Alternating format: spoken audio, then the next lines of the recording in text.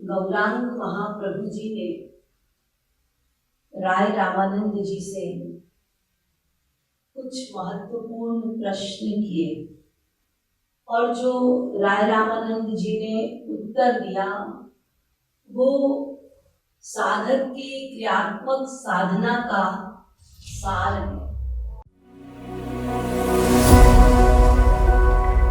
पहला प्रश्न, स्वयं भगवान गौर अवतार बनकर युगल स्वरूप में इस धरा पर अवतीर्ण हुए तो स्वयं श्री कृष्ण राधा भाव धारण करके इस धरा पर भक्तों को श्री कृष्ण भक्ति की शिक्षा प्रदान कर रहे हैं, स्वयं साधक बनकर जानबूझकर स्वयं कर रहे हैं श्री कृष्ण भक्ति, ताकि साधक को भी शिक्षित कर सके कि श्री कृष्ण भक्ति, श्री कृष्ण प्रेम प्राप्ति हेतु क्या क्या करना है। तो गौरांग महाप्रभु जी ने पहला प्रश्न किया, समस्त विद्याओं में सर्वोत्तम विद्या कौन सी है। राय रामानंद जी ने उत्तर दिया, समस्त विद्याओं में वास्तविक विद्या, असली विद्या है श्री कृष्ण भक्ति। श्री कृष्ण भक्ति के अतिरिक्त महान, उत्तम, श्रेष्ठ कोई विद्या नहीं।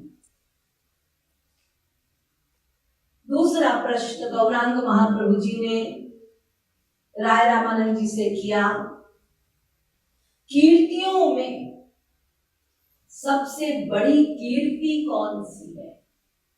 कीर्ति माने फेम, जिसके लिए सब पागल हैं। राय रामानंद जी ने उत्तर दिया, श्री कृष्ण भक्त कहलाना साधक की सबसे उत्तम कीर्ति।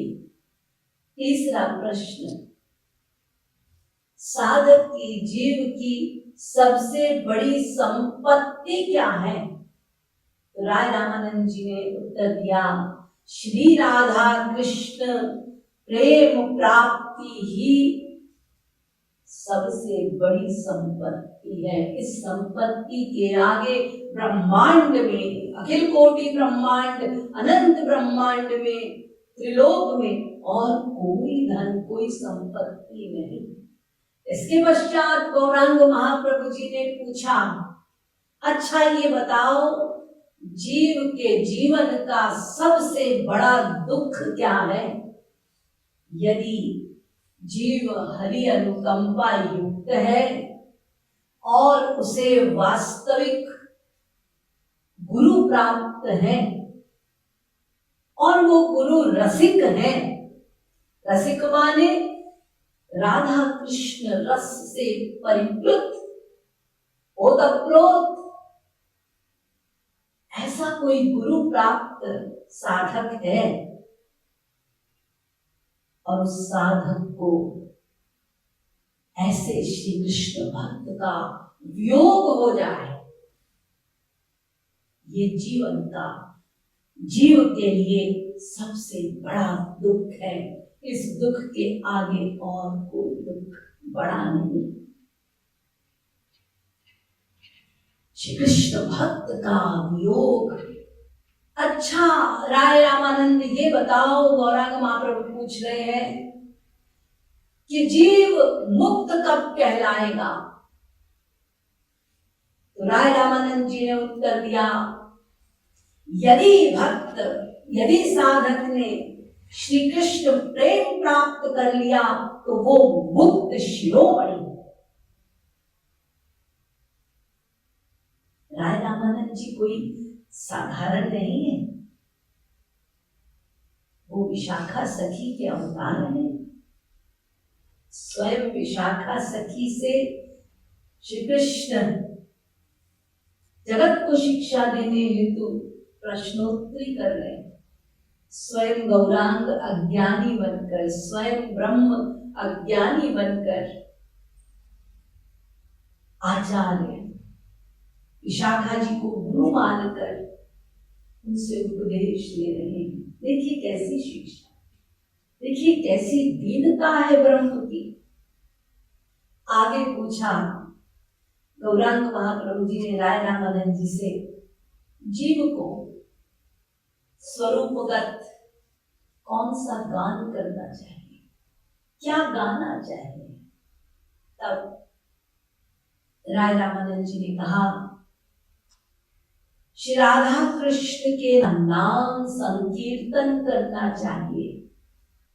बार बार श्री राधा कृष्ण के नाम रूप लीला गुण धाम और उनके जनों के पावन चरित्रों का गान करने से, संकीर्तन करने से अंतःकरण की शुद्धि होती है और प्रेम की प्राप्ति होती है।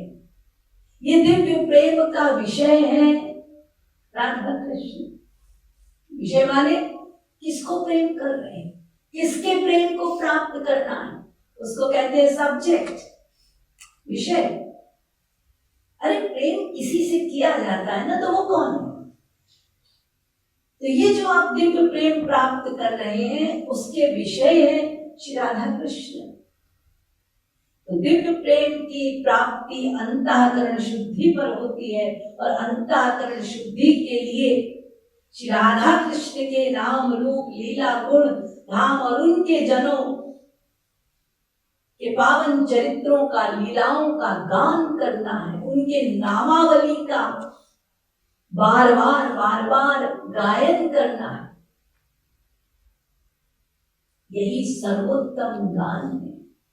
पुनः गौरांग महाप्रभु जी ने प्रश्न किया, अच्छा ये बताओ जीव को किसका संग करना चाहिए, सर्वश्रेष्ठ संग कौन सा है, किसकी कंपनी में रहना चाहिए? तब स्पष्ट राय रामानंद जी ने कहा कि जीव को प्रेम प्राप्ति हेतु एकमात्र रसिक का संग करना चाहिए। और अंतिम प्रश्न किया, अच्छा अब ये बता दो कि जीव को किसका स्मरण करना चाहिए? एकमात्र, राय रामानंद जी कह रहे हैं, एकमात्र श्री राधा कृष्ण और उनके रसिक जन का ही स्मरण करना चाहिए। इसके अतिरिक्त और कोई स्मरण की आवश्यकता नहीं है। इस स्मरण में उनके स्वांश, उनके सब का स्मरण निहित है, सबका फल मिलेगा। एकमात्र श्री राधा कृष्ण, उनकी लीलाएं,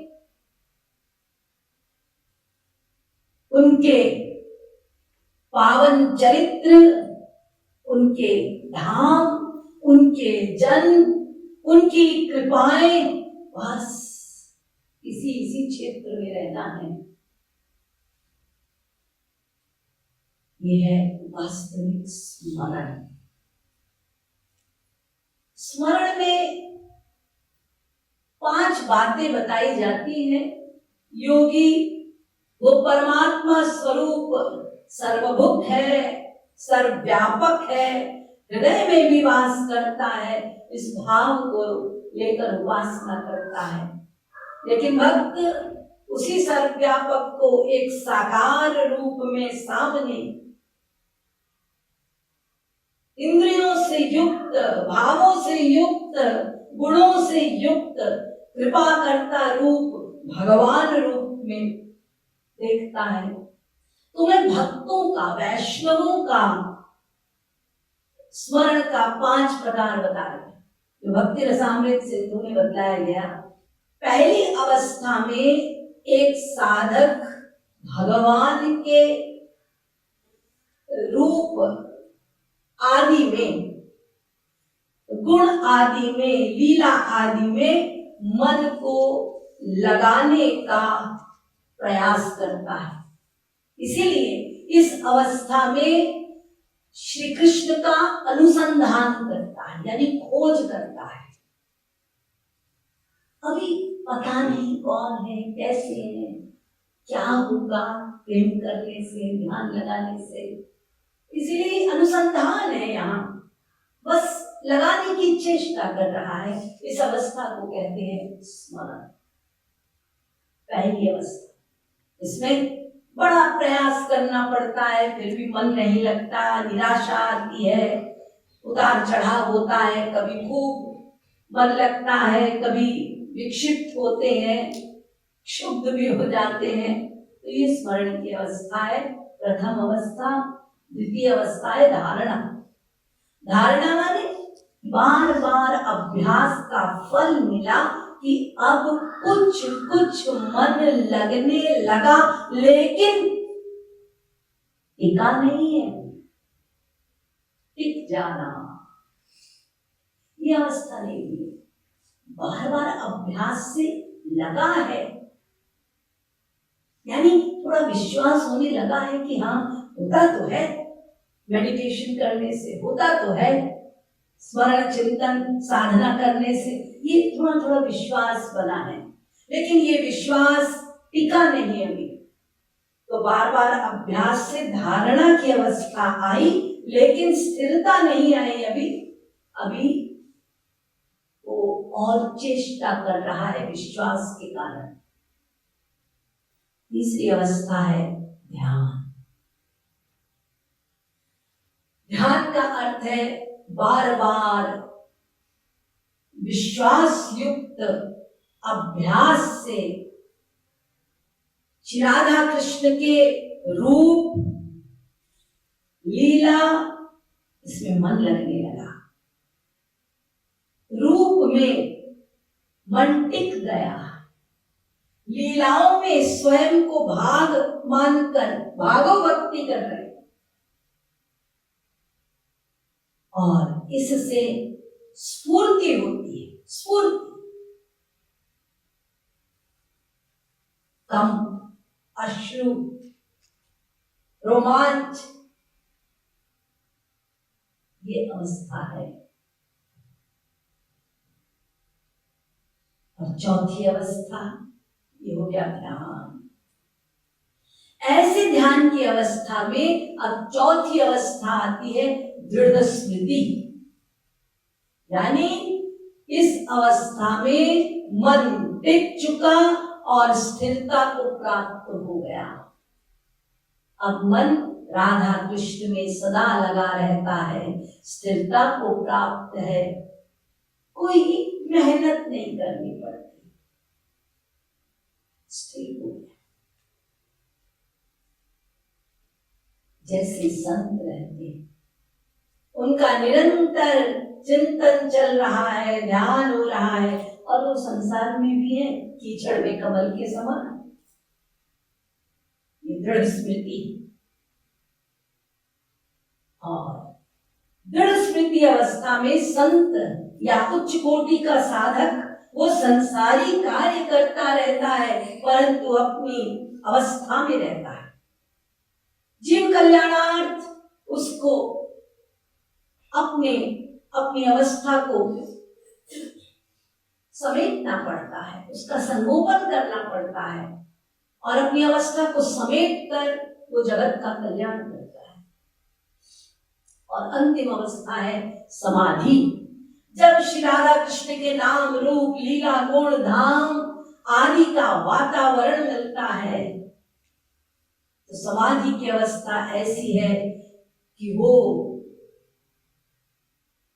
समुद्र के समान जो प्रेम है उस साधक के भीतर, या उस प्रेम प्राप्त संत के भीतर, यहाँ पर साधक से साधारण साधक मत समझिएगा, जिसने अंतःकरण शुद्ध कर लिया है, या अंतःकरण शुद्धि की बस अंतिम स्थिति में है, ऐसा उच्च कोटि का साधक जिस पर गुरु कृपा होगी वो दृढ़ स्मृति की अवस्था में है, और जिसका अंतःकरण शुद्ध हो गया, ऐसा अंतःकरण शुद्ध साधक या भगवत प्राप्त संत। ये समाधि की अवस्था में क्या होता है, मैं भक्तों की बात कर रही हूं। समाधि की अवस्था में जो प्रेम का सागर है, देखिए जैसे आपने सागर को देखा होगा, समुद्र को देखा होगा, समुद्र में लहरें उठती हैं, वो लहर समुद्र की ही है, लेकिन लहर कभी समुद्र नहीं बन सकती। समुद्र लहर के रूप में अपनी मौज को दर्शाता है, केवल इतना दिखाकर कि मेरे पास अनंत मौज है, उसका थोड़ा सा लहर के रूप में दर्शन कर लीजिए। तो वो मौज कभी समुद्र तो नहीं बन सकती, वो लहर वो केवल आभास दिलाती है कि समुद्र के पास कितना आनंद है, कितनी मस्ती, कितना मौज। ऐसे ही जिस भक्त के भीतर वो समुद्र है प्रेम का, उसका कुछ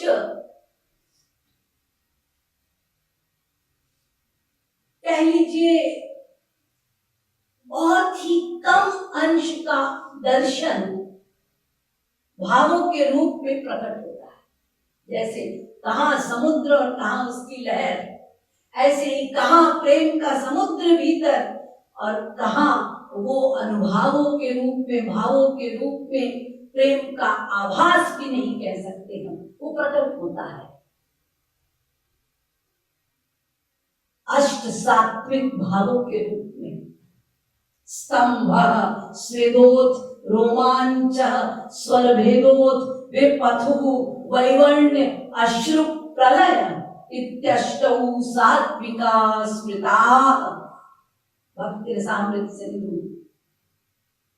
ये जो 8 सात्विक भाव हैं, खंबे के समान स्थिर हो जाना, रोमांच होना, स्वर का बदलना, चेहरे का रंग या तो दैदीप्यमान हो जाना या फीका पड़ जाना, निरंतर अश्रुओं का बहना, मूर्छित हो जाना और कभी उनका साक्षात दर्शन करके प्रेम में उन्मत्त होकर नृत्य करना और पुनः प्रलय, मूर्छित हो जाना। ऐसी वैष्णव को, प्रेम प्राप्त भक्तों को जो अवस्था प्राप्त है, वो भक्तों की अवस्था है समाधि। ये स्मरण की 5 अवस्थाएं हैं।